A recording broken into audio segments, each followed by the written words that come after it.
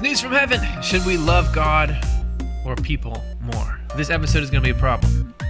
Just telling you. We're trying something that nobody should ever try on this episode. Thanks for joining us. Hope you're enjoying the show. If so, like and subscribe. And check out the Off the Left Eye experience for the first time in history. We are going to be doing a weekend conference where you can come and we can go into these ideas in depth, immerse ourselves in them, and see if we can't get to something really cool. I would love to see you there. Check it out.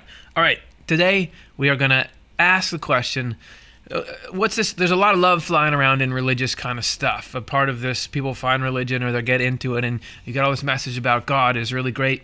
Got to love God. Loving God is the thing we pursue. It's an admirable quality. And yeah, you got to love the neighbor. Isn't that the Jesus' great commandments? Love God and love the neighbor.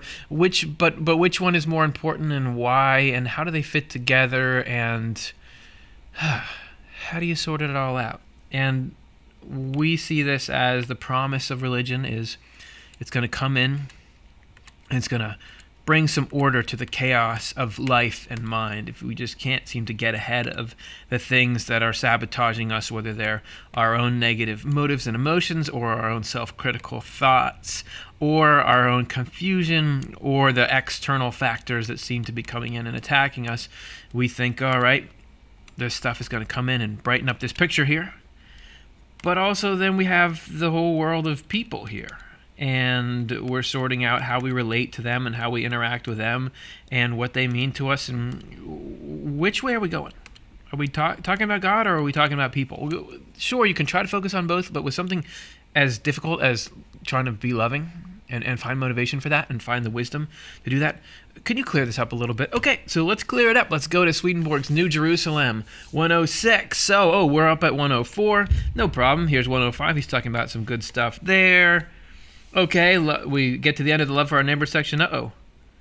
Now we're here.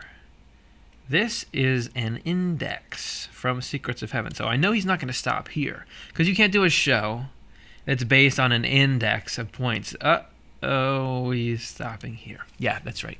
This show is going to be a problem because we are going to spend it inside the Swedenborgs Index about Secrets of Heaven references to the love of the neighbor. And this is actually not my fault. This is Dr. Jonathan Rose's fault, the series editor of this translation, because he told me that at times you can actually be getting new information from these references in the way he indexes this, that there's actually spiritual material in there. And often, pro tip, when I'm at home and let's say at times I admit it, I'll have a Swedenborg thing open on, like, let's say the counter when I'm doing the dishes. Having it open to the index is powerful because it has these little bite-sized wisdom nuggets that you can get into and that can mean something. Let's see if it works. I told you we should not be doing this. Somebody stop him. We can't stop him. It's already recording. There's nothing we can do.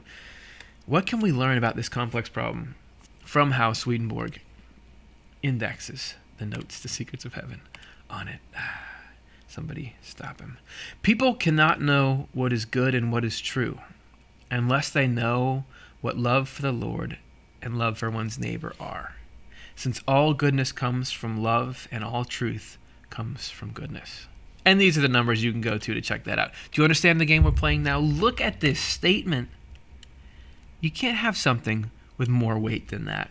Knowing what is good and what is true is the fundamental of life. Goodness and truth are at the core not only of substance and form, but of everything that's supposedly going on in the human mind. There's a picture of the human mind. Goodness and truth is everything. And we can't even get what they are unless we know these two categories, what love for the Lord and what love for one's neighbor are. And isn't this what we're trying to sort out here?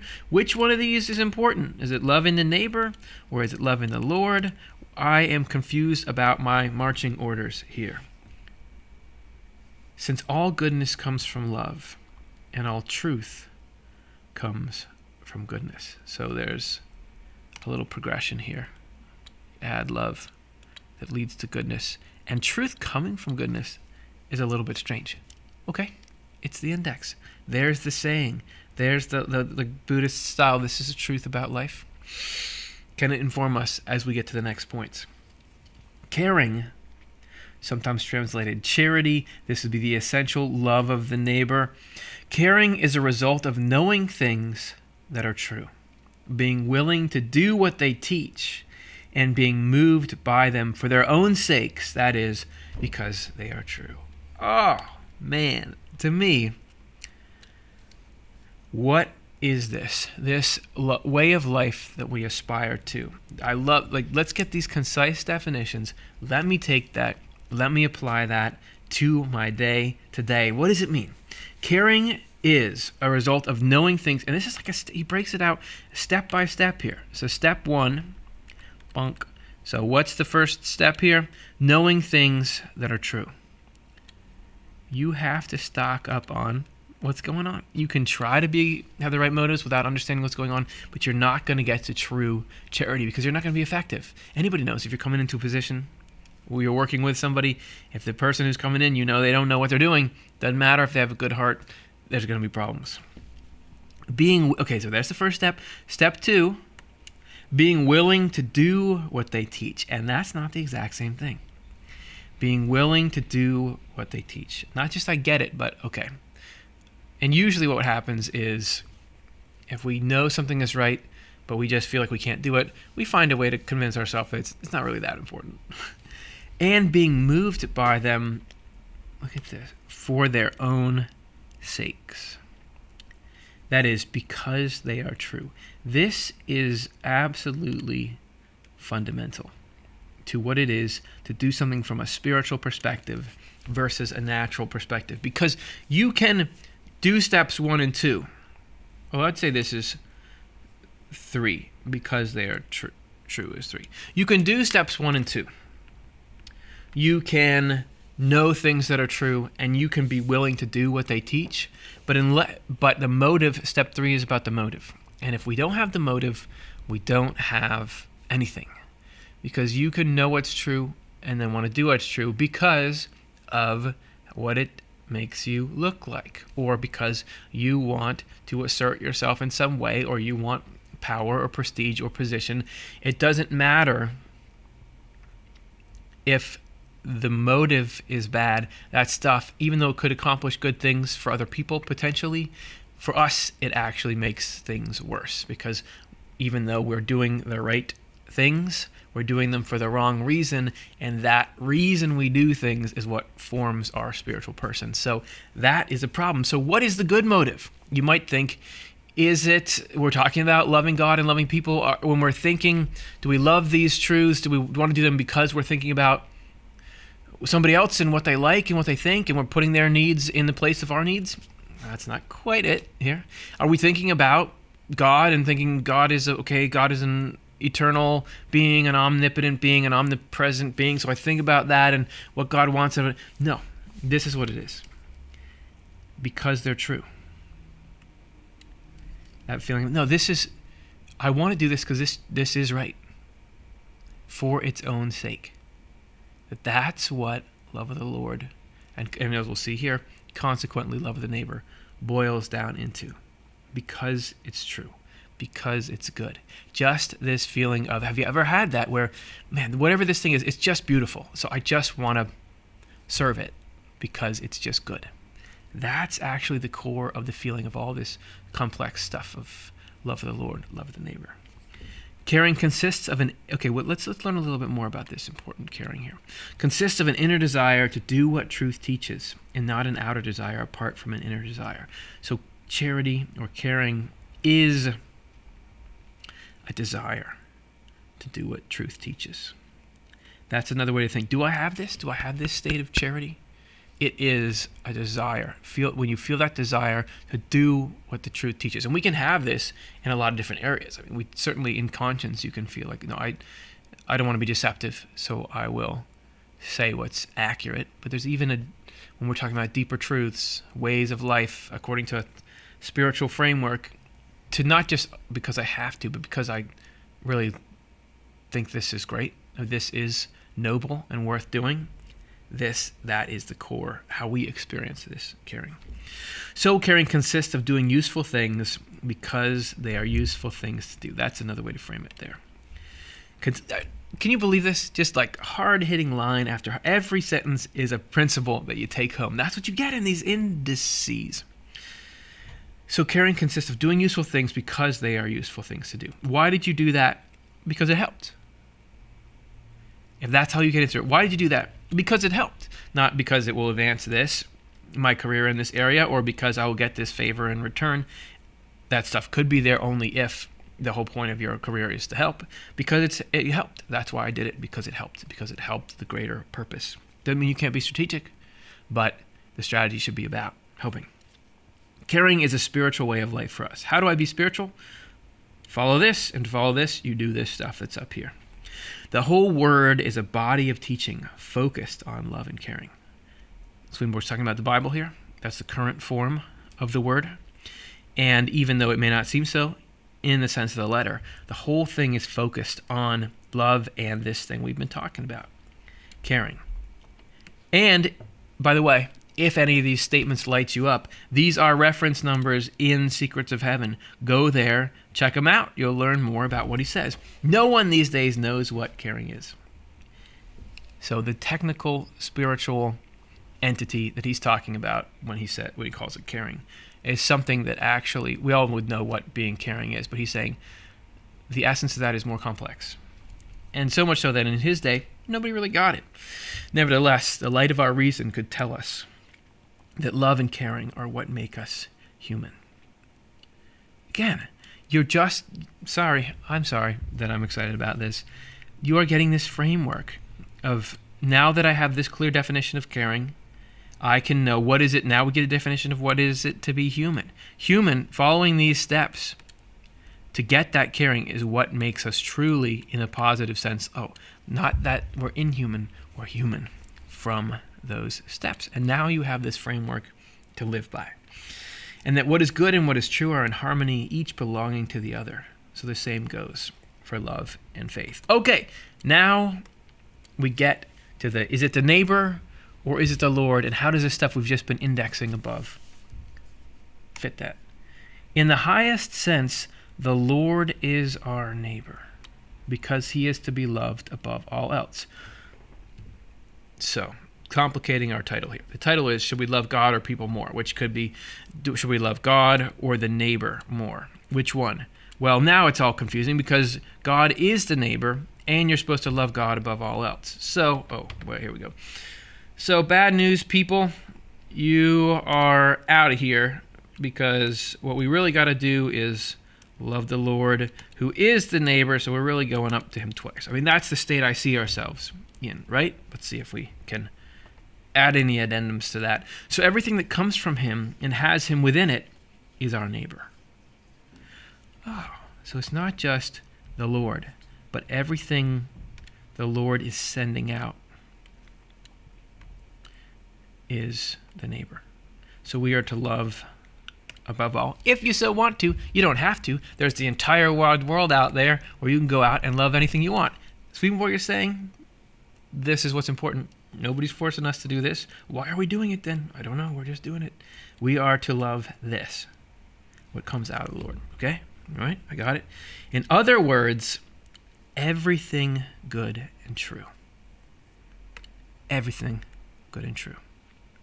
It's a false dichotomy to say, which is more important, love God or love people?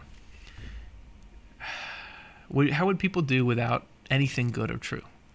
We would be in a lot of trouble. What are the only things that really help people? What's good and what's true? So it's like saying, if there was only one place in the world that produced food and water, and you said, well, should I go out and love these people, or should I go and make sure that factory is running well? If you don't take care of that factory, everyone will starve to death and die of thirst. So I don't see the difference between those two actions. Actually, loving what's good and true, loving the Lord, is the most strategic way to love the neighbor, because then, rather than getting tangled up, as I think we'll see in here, tangled up in personas and things like that, you're actually loving what is good for each individual person. Man, that's awesome. The type of neighbor someone is can be identified by the nature of the good that he or she does, and therefore by the Lord's presence in him or her. So how much is each individual person our neighbor? And not just they're a score 5 out of 5, or are they only 1 out of 5? What kind of neighbor? What kind of neighbor is somebody? And how you identify that is what's coming through from the Lord. What is good and true about them? So, sorry, I don't know if we really need that red bubble. Because what are we loving now? We're loving the goodness and truth from the Lord that's in a person. It's starting to all be the same thing. Everybody also has input from hell, which leads evil and falsity out, right?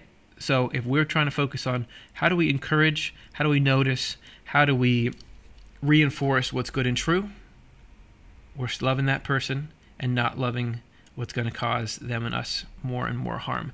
But people too often make this like, okay, well, this person, I didn't like this thing, so they're out of here. Every single person has goodness and truth from the Lord. How do we reinforce that? And how do we not fall into the trap of like, okay, we're going to rank and evaluate whether I think you're living up to the moral standards. We don't know. We don't know what's good and true in everybody. We have just the very crudest, vaguest notion of what God is doing in there. We don't know. We don't know. This is why you got to be humble. Okay. Every individual, and I'll say more about that. That even like to get to the point where you're saying like, oh, I can identify what's good and true in that person. No way. I can barely identify it in myself. What Swedenborg does describe is you have to make what he calls civic judgments, that if you think, okay, this person is potentially a threat to the Commonwealth, we think they could cause harm to people, you have to make a decision. I think we've got to do this thing about that. Or this person is crossing boundaries or doing something, you have to take action, defend.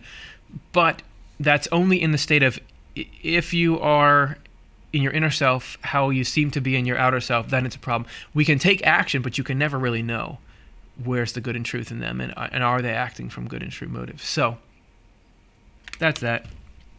Every individual and every community, also our country and the church, and in the most universal sense, the Lord's kingdom, are our neighbor.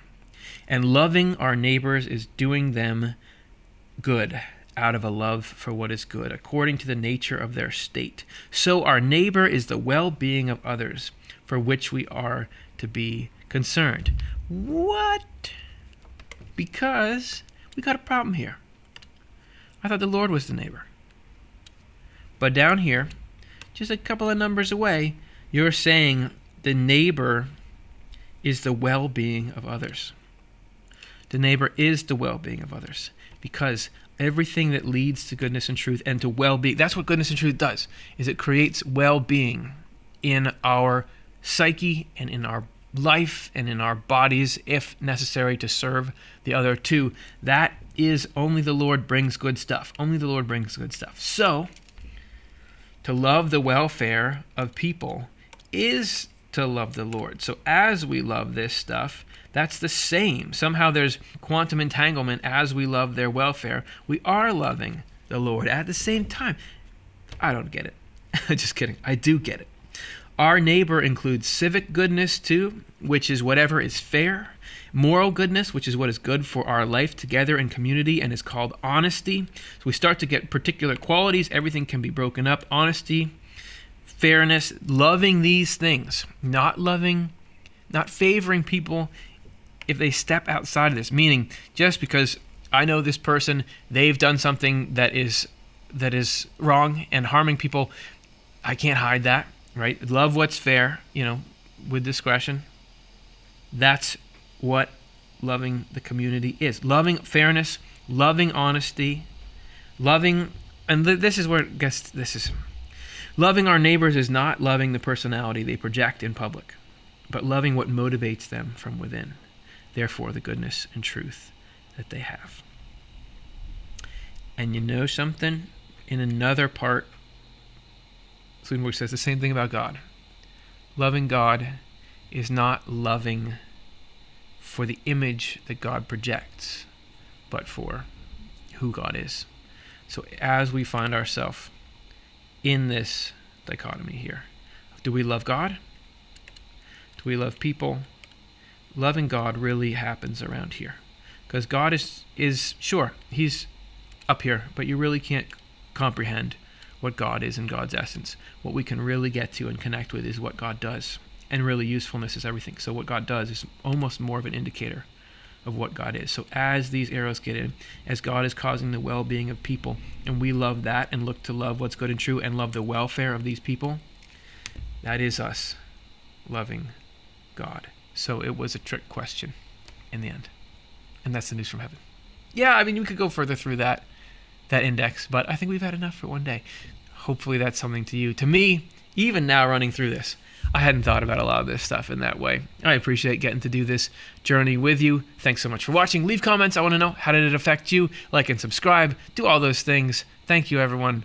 Hope that you go out there and love God or love the neighbor, whichever you want. They're the same thing. See ya.